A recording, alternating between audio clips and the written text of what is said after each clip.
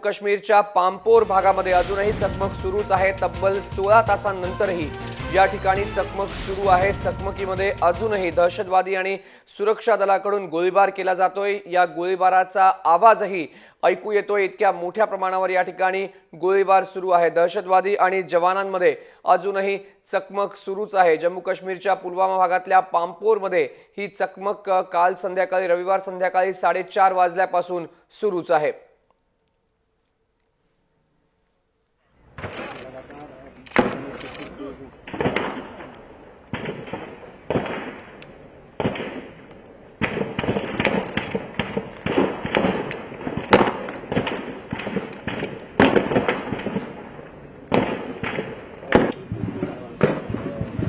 पाहताय अजूनही चकमक सुरू आहे। 3 जवान यामध्ये शहीद झालेले आहेत तर एक नागरिक ठार झालेला आहे। एका कॅप्टनसह 2 जवान पामपोरच्या चकमकीमध्ये शहीद झालेले आहेत।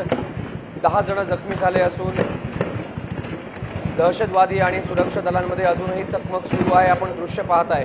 पेट्रोलिंग करणाऱ्या सीआरपीएफच्या जवानांच्या बसवरती दहशतवाद्यांनी हल्ला केला होता। सीआरपीएफ ताफ्यावरती हल्ला केल्यानंतर जवळच्याच एका सरकारी इमारतीमध्ये दहशतवादी घुसले। या कंपनीतल्या सर्वांना बाहेर काढण्यात आलं तर या इमारतीत अजून 3 ते 4 दहशतवादी लपले असण्याची शक्यता वर्तवण्यात येते। आताची सगळ्यात महत्त्वाची आणि मोठी बातमी